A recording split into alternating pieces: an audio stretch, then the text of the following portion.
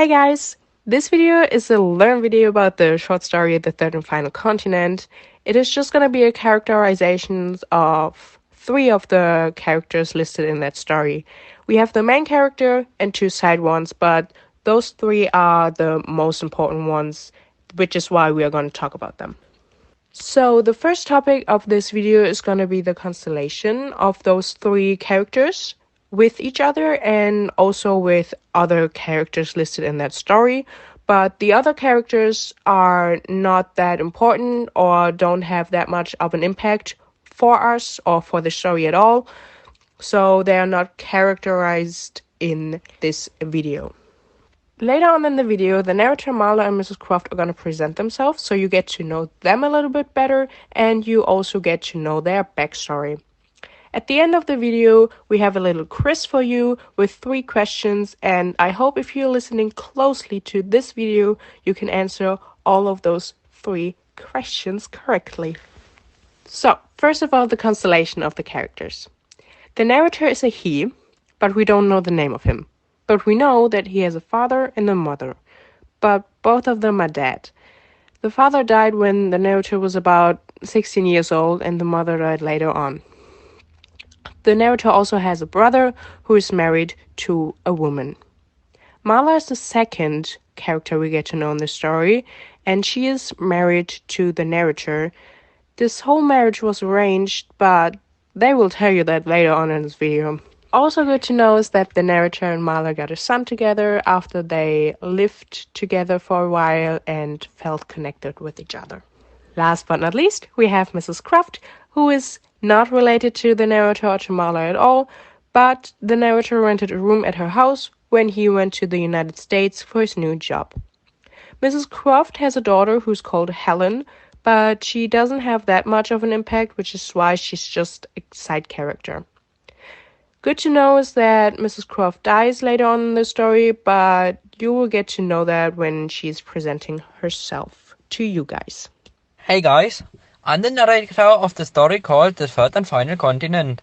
I'm an Indian man who was born in Calcutta. At the age of 16, my father died and my mother died a few years later due to depression and grief. After her death, I left my older brother to study in London at the London School of Economics and Political Science. I only had $10 in my pocket and I sailed for about 3 weeks on a cargo vessel to England. After I had arrived in London, I shared an apartment with other Bengalis, while I also worked at the university library. At the age of 36, my brother arranged a marriage with a girl named Marla in India, which is why I had to go back there for several days. While I was getting married, I also got a job offer at the MIT as a librarian. The moment my green card arrived, I moved to America and started a new life there. I rented a nice room from an elderly lady named Mrs. Croft. She and I started to get warm with each other, and we also started to have daily routines, such as talking about the splendid moon landing. After I found out that Mrs. Croft is older than 100 years old, I was impressed by her. Mala's passport and green card were ready after 6 weeks, which is why I had to rent another apartment. Although she was my wife, we didn't have an emotional connection around that time. After some time has passed by, I visited Mrs. Croft with Marla. Mrs. Croft said that Marla is a perfect lady, and since that moment, she and I felt a deeper connection with each other. It's 30 years later, and I'm still married to Marla. I became a father, and we all still visit Calcutta, so that I can pass on some traditions to my son. I also tell my son some stories about Miss Croft to remember her, because she is dead by now.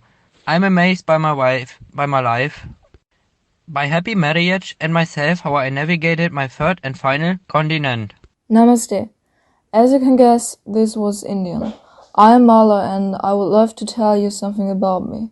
I'm the daughter of a school teacher from Balagacha. Nowadays, I'm living in Boston, America, but my roots are in my home country, Calcutta. I moved here because of my loving husband. Our marriage was arranged by my husband's brother and his wife as Indian traditions, but I'm indescribable in love with my husband. I guess our souls had to match one day anyway. I love to take care of him in every possible way. I cook for him, I knit, I embroider. I'm just a real housewife, and as Miss Croft would call it, a perfect lady. She was so gorgeous through her. A 27-year-old like me could start to love. Before I came to America, I knew my husband exactly 5 days. I shared my bed with him and had to cry every time because I missed my parents so much. Those were very difficult times. I creamed my hands and braided my hair and started crying.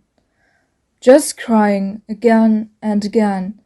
After my husband had left India, I kinda missed him, if I'm remembering correctly. So I sent him a letter in which I told him that I want to build a serious relationship. After my green card was ready, I could finally move to Boston.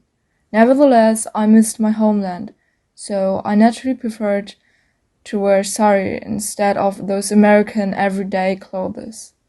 Following my traditional values made me feel so much more comfortable in this foreign country. The past is over.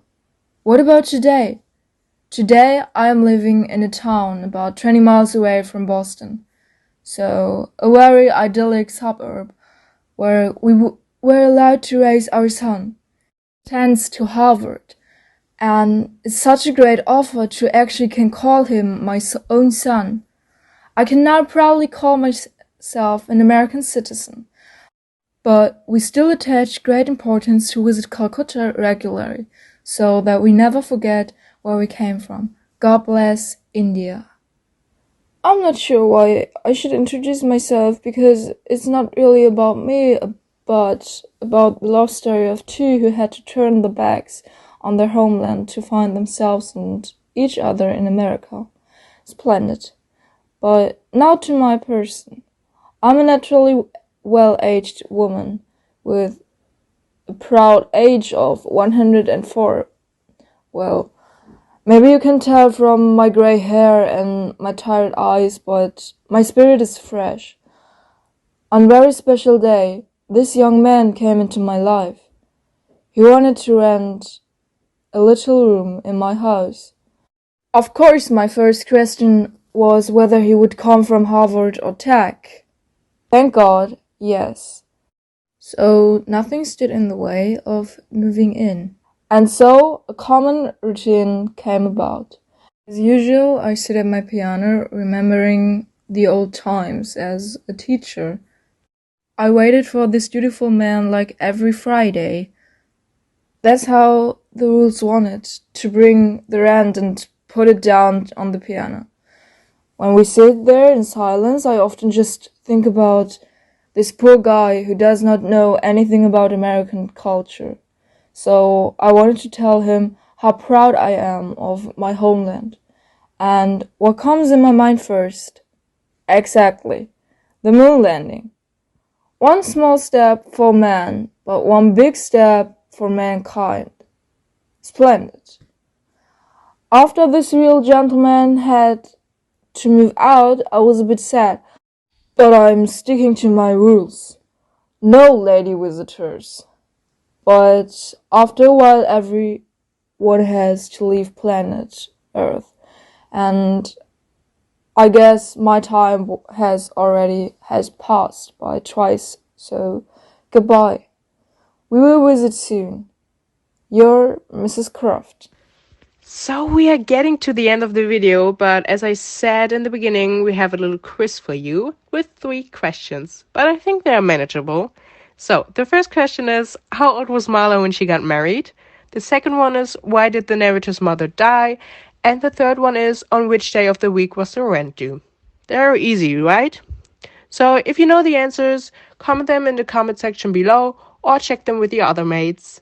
So now we're really at the end of the video. I just want to say thank you for watching and I hope you enjoyed it a little bit. If you want, you can subscribe our channel. We are posting learn videos for the A-level exams, and if you turn on the little notification button next to the subscribe button, you will never miss a video of ours. And last but not least, please like this video and Thank you for watching again. Bye.